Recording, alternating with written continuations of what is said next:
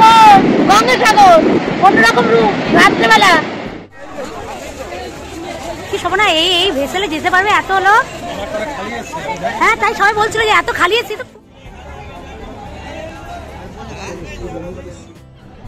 Starlink এপ্রিলে ঢুকছে, ওখানে এনডিটিভিতে দিয়েছে, ওদের আজকে ক্যাবিনেটে মিটিং আছে।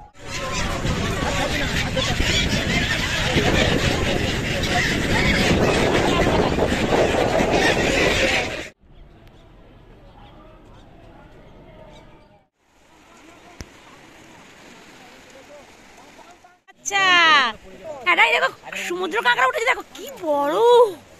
বাবা গো বাবা, দিদি কামড়ায় না এক্ষুনি। নমস্কার বন্ধুরা, সবাইকে স্বাগতম। সব তীর্থ বারবার, গঙ্গাসাগর একবার, যদিও এখন গঙ্গাসাগর একবার নয় বহুবারই আসে যাচ্ছে। সেই গঙ্গাসাগর আসার গল্পটা আমি আপনাদের কাছে শোনাবো। যদি এই গল্প শুরু হয়েছিল আমাদের বাড়ি থেকে, আর শেষ পর্যন্ত আশা করি আপনারা ভিডিওটা দেখবেন। তো চলুন ভিডিওটা শুরু করা যাক।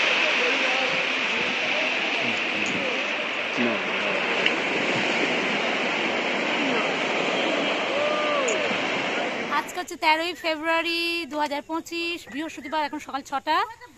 এরকম দুটো টোটো চলে এসছে, দুটো পরপর টোটো আছে।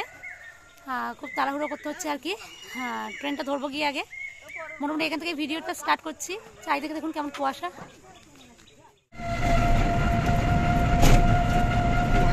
তো আস্তে আস্তে চলো, সব কুয়াশা।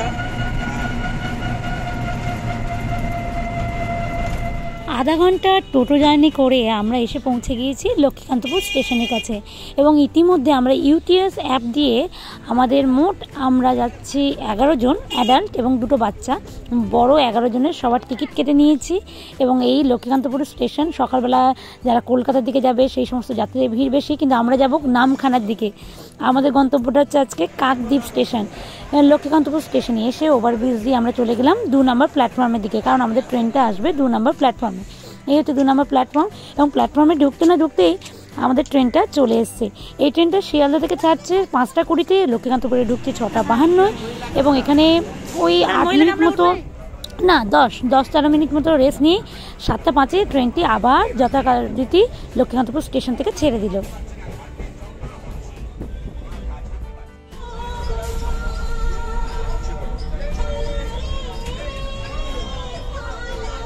সকাল 7:42 ইতিমধ্যে আমরা নেমে পড়েছি কাকদ্বীপ স্টেশনে। এবং দেখুন প্রচুর যাত্রী আমাদের সঙ্গে সঙ্গে নেমেছে, প্রত্যেকেরই কিন্তু গন্তব্য গঙ্গাসাগর। তাই আমরা একটু তাড়াহুড়ো করছিলাম।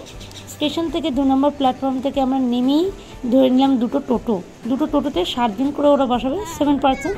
তাই আমরা মোটামুটি দুটো টোটো রিজার্ভ করে নিলাম। আমাদের নিয়েছিল 140 মোট 280 টাকা।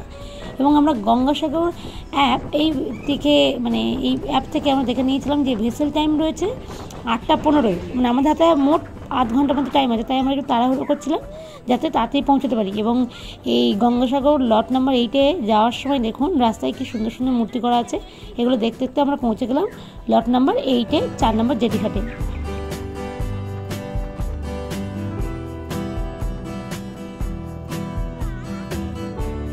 আমার চ্যানেলে কাকদ্বীপ সিটি ট্যুরের ওপরে একটা ভিডিও করা আছে, আমি যেখানে আপনাদেরকে দেখিয়েছিলাম যে কাকদ্বীপ লট নাম্বার 8-এ মোট 4টি জেটিঘাট আছে, যেগুলোতে গঙ্গাসাগরের সময় প্রত্যেকটা জেটিঘাটই অ্যাক্টিভ থাকে, কিন্তু অন্যান্য সময়ে জোয়ার ভাটার ওপর ডিপেন্ড করে আর একটা নির্দিষ্ট জেটিঘাট অ্যাক্টিভ থাকে। এখন যেমন 4 নম্বর জেটিঘাট দিয়ে আমরা ওই সাইডে কচুবেরিয়া যাওয়ার জন্য 9 টাকা দামে টিকিট কেটে নিলাম। মানে এই সাইডে লট নাম্বার 8 থেকে ওদিকে কচুবেরিয়ে যাওয়া পর্যন্ত আমাদের যে টিকিট দাম পড়লো সেটা দাম পড়লো মাত্র 9 টাকা। 9 টাকায় আমরা একটা সুন্দর ভেসেল জার্নি করতে চলেছি, যার জন্য আমরা এই আগিয়ে চলেছি। এবং এখানে দেখুন ওই সাইডে আরও একটা ভেসেল, মানে যে ভেসেলটা থেমেছে সেখান থেকে কচুবেরি থেকে লোক আমাদের এই লট নাম্বার 8-এ এসছে। এবং সেখানে কিন্তু যাত্রীর সংখ্যাটা একটু বেশি, আমাদের যে কচুবেরিয়ে যাওয়ার জনসংখ্যাটা একটু কম। তবু গিয়ে দেখলাম যে ভেসেলে মোটামুটি লোকজন ভর্তি হয়ে গেছে। এদিকে বাচ্চা একটা ছেলে পাখির খাবার বিক্রি করছিল।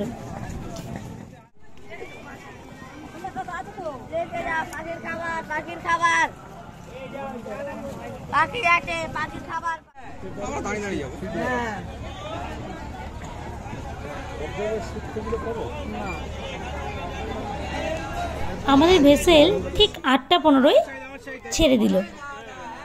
গঙ্গাসাগর বেড়াতে যাওয়ার জন্য সাগরদ্বীপের কচুবেরিয়া ঘাট, কিংবা বেনুবন ফেরিঘাটে পশ্চিমবঙ্গের বিভিন্ন জায়গা দিয়ে জলপথে যানবাহন আসছে, ভেসেল আসছে কিংবা নৌকা আসছে, যেমন নামখানা দিয়ে হলদিয়া দিয়ে বিভিন্ন নৌকো ভেসেল ছাড়ে, যেগুলো এসে পৌঁছায় সাগরদ্বীপের বিভিন্ন ফেরিঘাটে।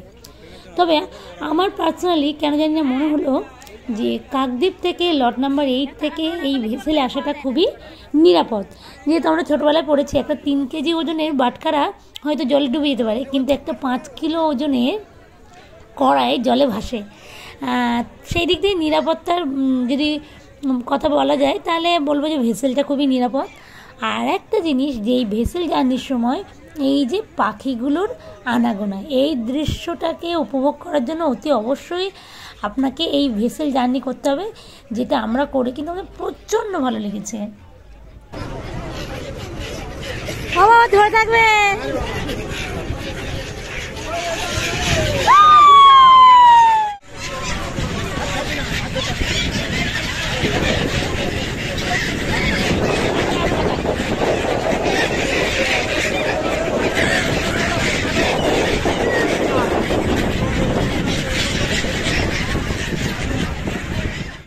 লট নাম্বার 8-এর বিভিন্ন ফেরিঘাটে বিভিন্ন রকমের নৌকো, বিভিন্ন সাইজের নৌকো, ট্রলার, ভেসেল, এগুলো দেখতে দেখতে এবং সেই সঙ্গে সঙ্গে ভেসেলের মধ্যে যে বিভিন্ন রকমের লোকজন সাজগোজ বিভিন্ন রকমভাবে যাচ্ছে ভেসেলের মধ্যে আনন্দ করতে করতে, প্রত্যেকেই ক্যামেরাবন্দি করতে চাইছে তাদের এই মুহূর্তটাকে।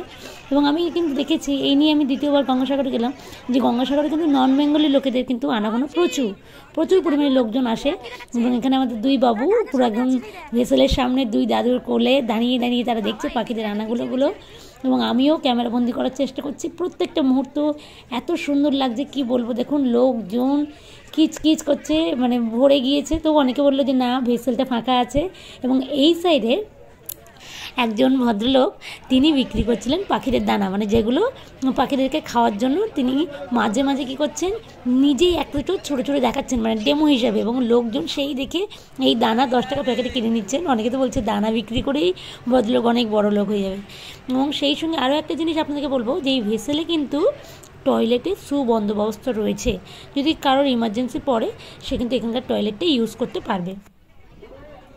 টানা 45 মিনিটে সুন্দর একটা ভেসেল জার্নি করে আমরা এসে পৌঁছেছি কচুবেড়িয়া ঘাটের কাছাকাছি। এবং দেখুন দূরে লেখা আছে গঙ্গাসাগর। এবং যেহেতু মাঘী পূর্ণিমা স্নান ফিরে প্রচুর যাত্রী ফিরছে, তাই কচুবেড়িয়া ঘাটে কিন্তু যাত্রীদের সংখ্যা প্রচুর পরিমাণে রয়েছে এবং প্রতিনিয়ত অ্যানাউন্স হচ্ছে সাবধানতা অবলম্বন করার জন্য। ঘাটে মানে কোচবিহারিতে পৌঁছে গেছি, ঠিক আছে, ওকে। স্টারলিংক এপ্রিলে ঢুকছে, ওখানে এনডিটিভিতে দিয়েছে, ওদের আজকে ক্যাবিনেটে মিটিং আছে। একে দাঁড় করিয়ে দিল, ও যতক্ষণ না বেরোবে।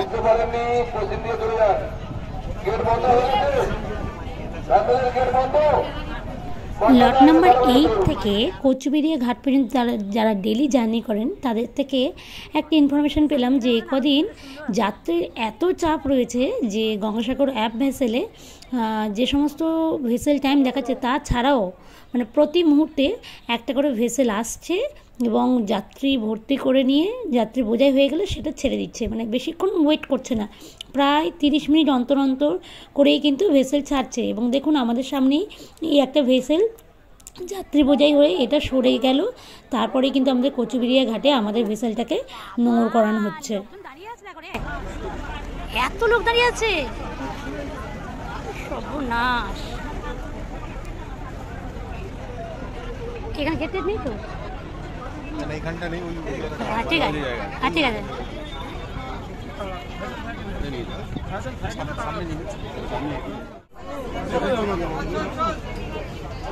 রুগী ডান সাইডে চলেন, ডান সাইডে।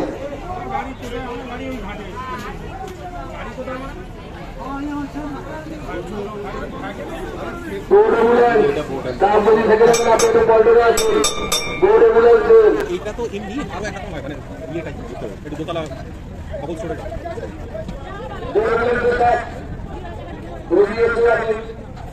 আচ্ছা না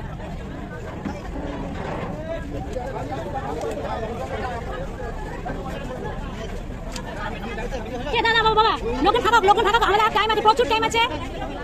এখন বাজে পুরো 9:05 হয়ে গেছে।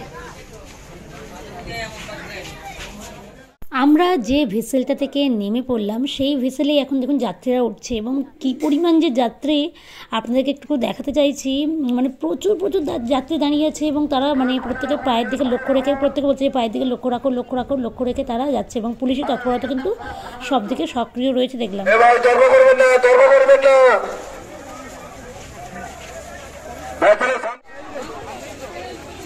কি শোভনা, এই ভেসেলে যেতে পারবে এত হলো? হ্যাঁ, তাই সবাই বলছিল যে এত খালি আছে, তো প্রচুর লোক। না সব মানে আবার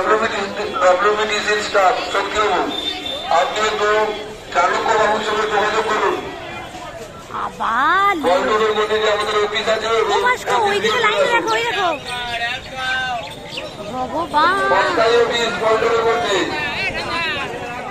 মাঘী পূর্ণিমা স্নান সেরে এই সমস্ত পুণ্যার্থীরা প্রত্যেকেই এখন বাড়ির দিকে উদ্দেশ্যে রওনা দিয়েছেন। আমরা কচুবেড়িয়া ঘাটে নেমেই কিছুটা দূরে এসেই কিন্তু বিভিন্ন রকমের গাড়ি, যেমন টোটো, ম্যাজিক গাড়ি, বাস পেয়েছিলাম। তা আমরা চুজ করলাম একটা ম্যাজিক গাড়িকে। ম্যাজিক গাড়ি ভাড়া কিন্তু 60 টাকা করে পার হেড, এবং ওরা মোট নেবে 14 জনকে।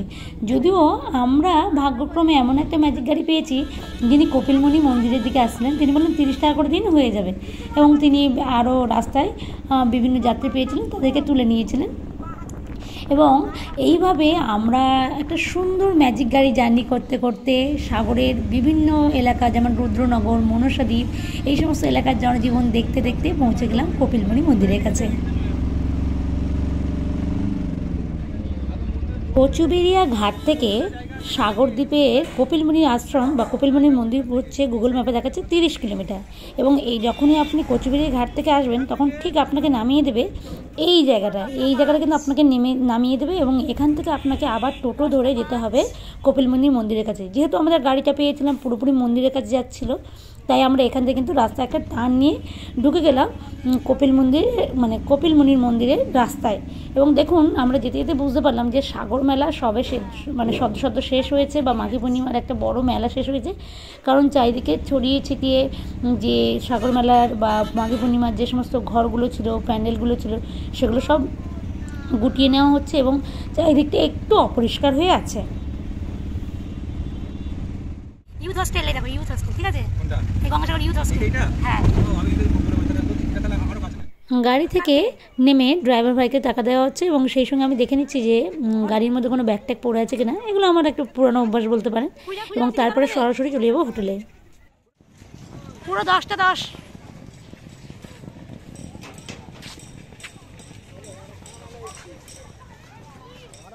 চলে এসেছি আমাদের হোটেলের কাছাকাছিতে।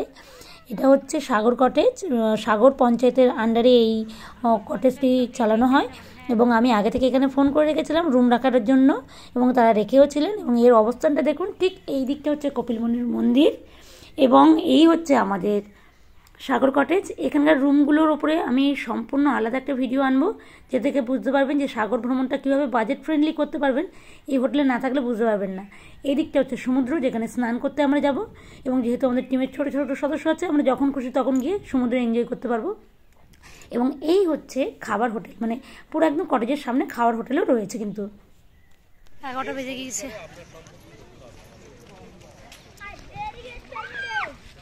এখন আমরা যাচ্ছি স্নান করতে। আমরা গিয়েছিলাম সাগরে 13ই ফেব্রুয়ারি, এবং 13ই ফেব্রুয়ারি রাত 1:30 থেকে সকাল 11:52 পর্যন্ত একটা স্নানের যোগ ছিল। যেহেতু এবছর কুম্ভ মেলা হচ্ছে, কুম্ভ স্নানের একটা যোগ ছিল, এবং আমার কুম্ভ মেলা যাওয়ার খুব ইচ্ছে ছিল, কিন্তু ইচ্ছে থাকলে তো উপায় নেই, অনেক সময় হয় না। তাই ভাবলাম দুধের স্বাদ ঘোলে মেটায়, সাগরে গিয়ে কুম্ভ স্নান করে নিই। তবে একটা টেনশনও হচ্ছিল, গতবারে পুরীতে গিয়ে কিন্তু মহর্ষি সমুদ্র থেকে খুব ভয় পেয়েছিল, কিন্তু এবারে যাক আমাদের ধারণাটা ভ্রান্ত হলো। খুব মজা হচ্ছে, ঠান্ডা। চান করে দাও একটু। হ্যাঁ, ধরে আছি।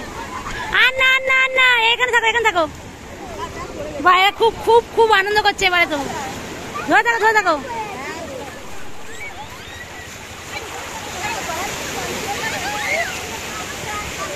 না, হাত ছিল না।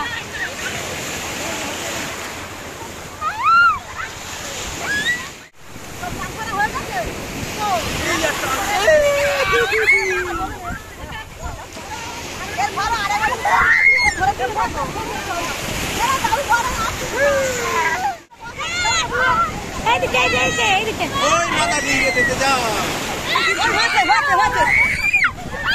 হ্যাঁ হয়ে যায় হয়েছিল মা, এই সাইডে এই সাইডটা এই সাইডটা।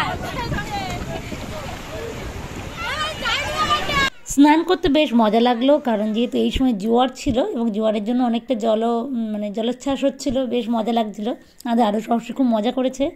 এবং আমরা স্নান করার পরেই কয়েকজন চলে গেল কপিলমুনির মন্দিরে পুজো দিতে। আর এইদিকে আমরা আমাদের বাবুদের নিয়ে চলে আসলাম হোটেলে খাওয়া দাওয়া করতে, কারণ ওদের অনেকটা বেলা হয়ে গেছে, ওদেরকে খাওয়ানোর টাইম পেরিয়ে যাচ্ছে, তাই খাওয়াতে নিয়ে চলে গেলাম। এবং খাওয়ানোর পরে বাবুদেরকে একটু রুমে নিয়ে গিয়ে রেস্ট নেওয়াচ্ছিলাম। নেওয়ার পরে ওরাও পুজো দিয়ে এসছে ইতিমধ্যে, এসে প্রত্যেকে একটু রেস্ট নিচ্ছিলো। সেই সময় আমি আবার রেডি হয়ে বেরিয়ে পড়লাম সমুদ্রের দিকে, যেখানে গিয়ে একটা লাইভ ভিডিও করেছিলাম আমার চ্যানেল। একটু আগে পর্যন্ত এই জায়গাটা পুরো সমুদ্রের জল ছিল। আমরা যখন স্নান করতে এসেছিলাম এই জায়গাটা তো আমরা নামতেই পারছিলাম না। হ্যাঁ দেখুন, এই জায়গাটা নামাই যাচ্ছিল না। আমরা তো ঠিক এখানে এই যে লোকগুলো স্নান করছে এই সরাসরি এখানে স্নান করছিলাম। বাবা এখন সমুদ্র নেমে গিয়েছে, প্রচণ্ড রোদ। এখন বেলা 2টো, এই সময় দেখলাম একদল পুণ্যার্থীরা আসছেন স্নান করার জন্য। গঙ্গাসাগরে এসে কিন্তু একটা জিনিস খেয়াল করলাম, সে রাত 8টা পর্যন্ত পুণ্যার্থীরা আসছে সমুদ্রে স্নান করছে। এবার ব্যাপারটা হচ্ছে অনেকে যারা দিনের দিন গঙ্গাসাগরে এসে স্নান করে ফিরে যাওয়ার চেষ্টা করেন, তাদের জন্য কিন্তু প্রচুর জায়গায় পে অ্যান্ড ইউজ টয়লেট রয়েছে। এটা এসে একদিনে স্নান করে এসে আবার কচুবেড়িয়া ঘাট দিয়ে আপনি আপনার বাড়ির দিকে রওনা দিতে পারবেন, সেরকম ব্যবস্থা প্রচুর রয়েছে যা বুঝতে পারলাম। এবং এখানে বিভিন্ন মূর্তিগুলো করা রয়েছে, যেগুলোতে এখন চারিপাশে দেখছি একটু মেলার একটু কই ছাপ রয়েছে, কিন্তু কর্তৃপক্ষ এগুলো সব পরিষ্কার করার চেষ্টা করছে। এই সমস্ত সুন্দর সুন্দর মূর্তিগুলো দেখতে দেখতে আমরা মন্দিরের সামনে চলে গেলাম।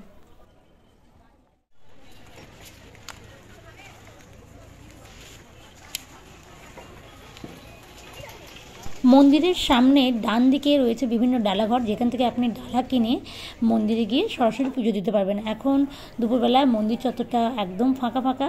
আমি গিয়ে ভিতরে ফটো করার চেষ্টা করলাম, যদিও লেখা ছিল ভিতরে কিন্তু যে এখানে ভিডিও করা বা সেলফি তোলা নিষেধ। পরে জানতে পারলাম যে এটা একমাত্র মেলার সময়, মাঘী পূর্ণিমা মেলা বা সাগর মেলা, যখন এখানে ভিড় থাকবে তখন ভিতরে ভিডিও করা বারণ, অন্য সময় ভিডিও করতে পারেন, কোনো অসুবিধা নেই।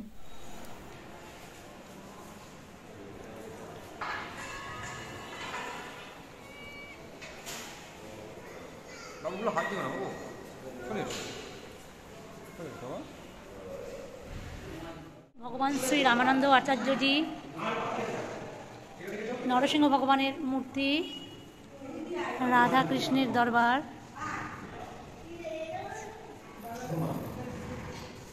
হনুমান, সংকটমোচন শ্রী হনুমান, সীতারামের দরবার, মা গঙ্গার মূর্তি, কপিলমুনির মূর্তি আর সাগর রাজার মূর্তি।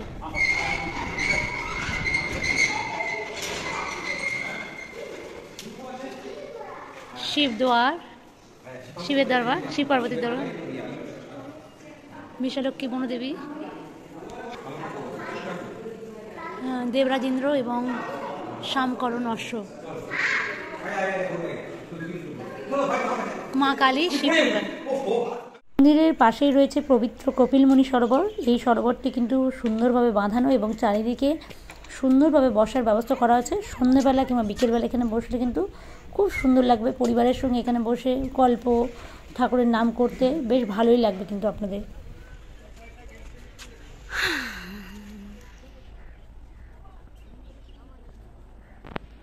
পুরো সন্ধ্যে 6টা এরকম লাইট গুলো জ্বলে গিয়েছে, আর এদিকে জোয়ারের আলো, আলো বলছে জোয়ারের জলও আসছে এই দিকটা।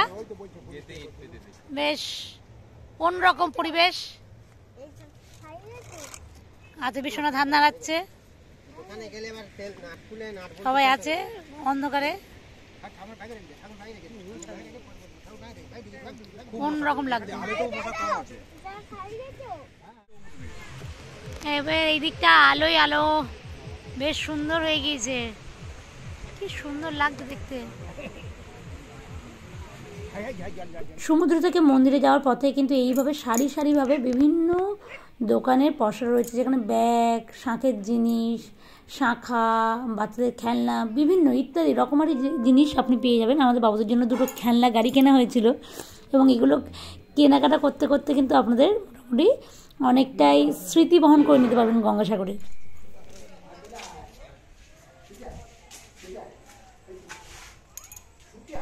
সন্ধ্যে 6:30 নাগাদ মুড়ি, শসা, ধনেপাতা, কাঁচা লঙ্কা, চানাচুর এই সমস্ত দিয়ে আমাদের সন্ধ্যাবেলার টিফিনটা আমরা শেষ করলাম এবং আমরা জানতে পারলাম যে সন্ধ্যা 7টা নাগাদ কিন্তু আরতি হবে, কপিলমুনির মন্দিরে আরতি হবে। তাই আমরা তাড়াতাড়ি করে চলে গেলাম মন্দিরে।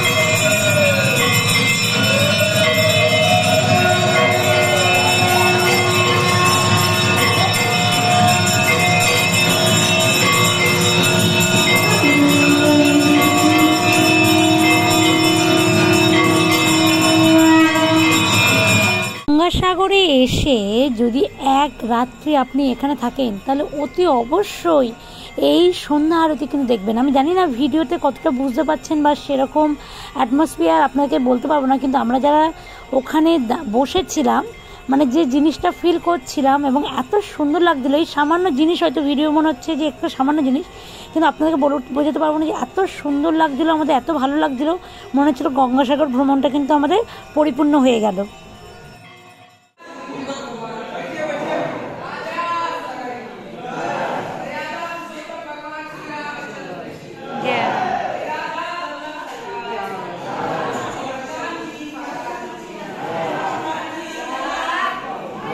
সন্ধ্যাবেলার টিফিন খাওয়া এবং সন্ধ্যা আরতি দেখা দুটোই কমপ্লিট। এবার চলে এসেছি সমুদ্রের কাছে। দেখুন সমুদ্র কতটা এগিয়ে এসছে, কত বড় বড় ঢেউ উঠছে এবং চাঁদের আলোতে আরও সুন্দরভাবে দেখতে পাচ্ছিলাম। এত সুন্দর লাগছিলো, আপনাদেরকে না কি বলবো। দেখুন এই ছোট্ট ছোট্ট ঢেউগুলো আমাকে না যেন চাঁদিপুরের কথা মনে করে দিচ্ছিল। জোয়ারে এই সমুদ্রের জলগুলো কত কাছে কাছে চলে এসছে এবং আমি এখানে এসে তো কয়েকটা ভিডিও করছিলাম, নাচানাচি করছিলাম এবং পরে ভিজেও গিয়েছিলাম।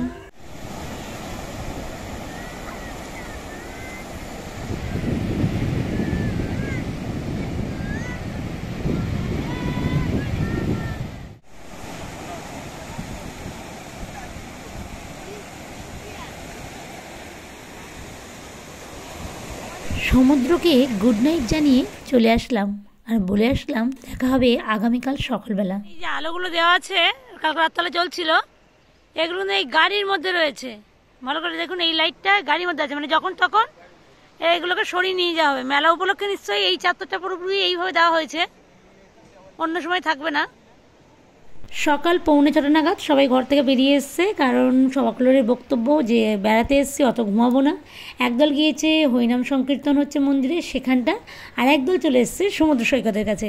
সমুদ্র সৈকতের কাছে তখনও কিন্তু সূর্য পুরোপুরি ওঠেনি, সূর্য উদয় দেখতেই বলতে গেলে আমরা এসছি। আর এদিকে দেখি না উপরি পাওনা হিসাবে জেলে ভাইরা জাল সারাই করছে এবং তারা একটু পরেই যাবে সমুদ্রে মাছ ধরতে। সকাল 6:25, এই জেলে ভাই যিনি একটু আগে জালগুলো ঠিকঠাক করছিল এখন এবার এই সমুদ্রে নেমে মাছ ধরার জীবিকার সন্ধানে নেমে পড়ছে এই সাগরে।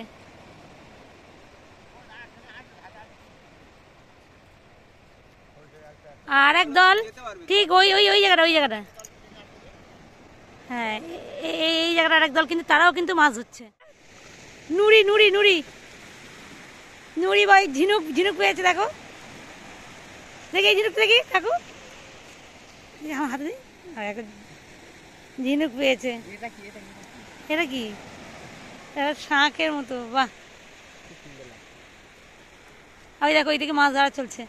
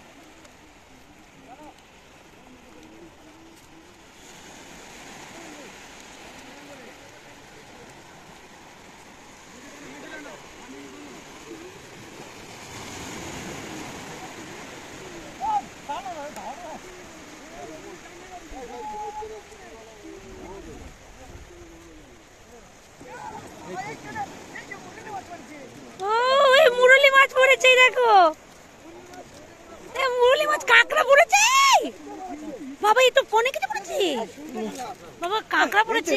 বাহ বাহ, এটা দিদি চলো হ্যাঁ কোথায় নিয়ে যাবে দেখাও। হ্যাঁ তুলেছি তুলেছি। হাত তোলো না বাবা, হাত তোলো বাবা, হাত তোলো বাবা, হাত তোলো না, তোর কিচ্ছু হবে না। এটা কি মাছ বলে? গাংমাটি। আচ্ছা, এটা দেখো সমুদ্র কাঁকড়া উঠেছে, দেখো কি বড় বাবা গো বাবা, যদি কামড়ায় না এক্ষুনি ব্যাস। দেখে বার করে দেখে বুঝবে, বড় মাছও আছে দেখো না না, কাঁকড়াকে ধরেছে দেখো, কাঁকড়াকে ধরে নিয়েছি না বাবা, কাঁকড়াকে ধরেছে বাবা। এই কাঁকড়া কি প্রাইস পাওয়া যাবে তো? গাল ভেঙে দিচ্ছে রে। এটা কি মাছ? জ্যান্ত ভোলা মাছ লাফাচ্ছে। দাও দিয়ে দাও। ও এখন 10 মিনিট এই চলবে? হ্যাঁ হ্যাঁ তুলুক গিয়ে দাঁড়া। কি চিংড়ি বাবা, কি সুন্দর। এটা কি চিংড়ি বাবা? ও এটা কি চিংড়ি? হরিণী চিংড়ি বাবা রে, এটা দক্ষিণী চিংড়ি বলছে। কি বললে এটা? এই যে কাঁকড়া, ওই একটা কাঁকড়া আছে, ওই একটা কাঁকড়া পালাচ্ছে।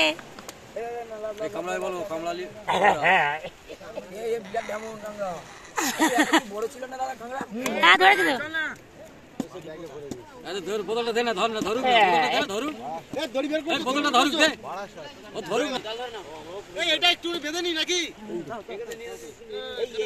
আচ্ছা তাহলে চলে যাক, আবার ফের বড় হলে তুমি নেবে।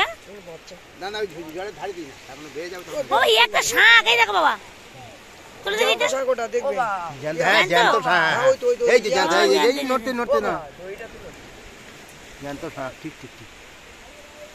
খুব সুন্দর।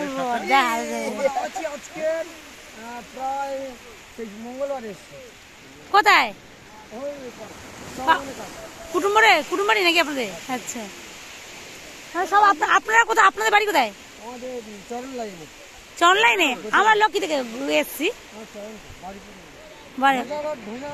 হ্যাঁ আমাদের লক্ষ্মী বাড়ি।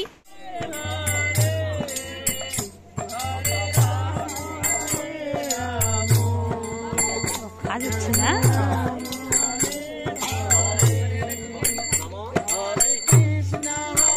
মেলার সময় এরকম ছইয়ের ঘর, এই দেখুন আমি জুম করছি ভালো করে, এরকম ছইয়ের ঘর করে দেওয়া থাকে।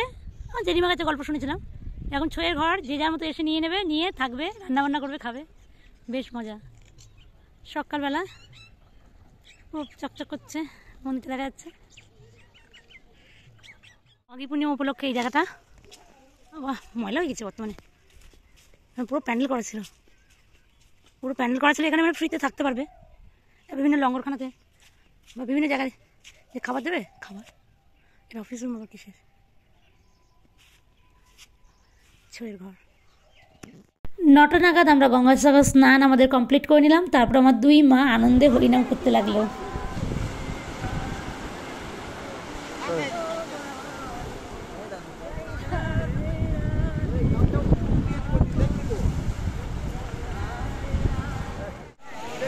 সকাল 9টা।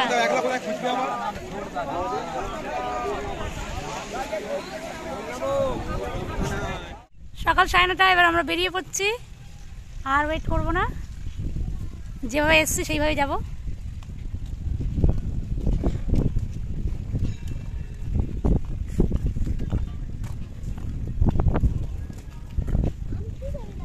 মন্দিরের কাছাকাছি একটি দোকান থেকে আমরা ঘুগনি পরোটা, মুড়ি ঘুগনি ইত্যাদি তাতেই খেয়ে নিলাম, কারণ আমাদের 11:30 ভেসেল আছে। আমাদেরকে আবার সেই গঙ্গাসাগর স্ট্যান্ডে যেতে হবে। সেখান থেকে আমাদের ম্যাজিক গাড়ি ধরে আমরা চলে এসেছি কচুবেড়িয়া ঘাটে, এবং এই কচুবেড়িয়া ঘাট থেকে দেখুন আমরাও কিন্তু এখনও উঠে গিয়েছি ভেসেলে। ভেসেলে আজকে তেমন ভিড় নেই, যেমনটা আসার দিন দেখছিলাম, কিন্তু সেই পাখিদের আনাগোনা কিন্তু রয়েছে।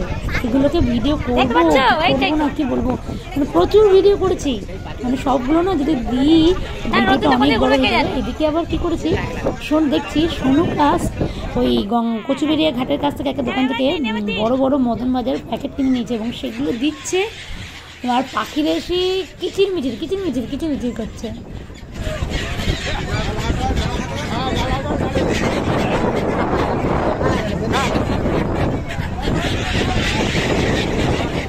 পাখিদের আনাগোনা, বিভিন্ন ভেসেলের যাতায়াত, বিভিন্ন রকমের যাত্রী, বিভিন্ন রকমের মানুষ ইত্যাদি দেখতে দেখতে আমরা লোকাল ট্রেনে জার্নি করে আবার ফিরে চলে এসেছি আমাদের বাড়িতে। এবং বাড়িতে এসে দেখলাম সারপ্রাইজ রয়েছে, সাগর থেকে ফিরে আসলে নাকি পিঠে খেতে হয়। কাকিমা আর দিবাকর বানিয়ে রেখেছে বিভিন্ন রকমের পিঠে, এগুলো খেলে নাকি ওনাদেরও পুণ্যি হবে, আমাদেরও পুণ্যি হবে। ভিডিও শেষ প্রান্তে চলে এসেছি। আশা করি এই ভিডিওটি আপনাদের ভালো লেগেছে। গঙ্গাসাগর ভ্রমণ সম্পর্কে যদি আপনাদের কোনো প্রশ্ন থাকে কমেন্ট করতে পারেন, আমি যথাযথ উত্তর দেওয়ার চেষ্টা করব। এবং এই ভিডিওটি যদি আপনাদের ভালো লাগে অতি অবশ্যই লাইক করবেন এবং কমেন্ট করবেন, বন্ধুদের সঙ্গে শেয়ার করতে ভুলবেন না। সকলকে জানাই অনেক অনেক ধন্যবাদ।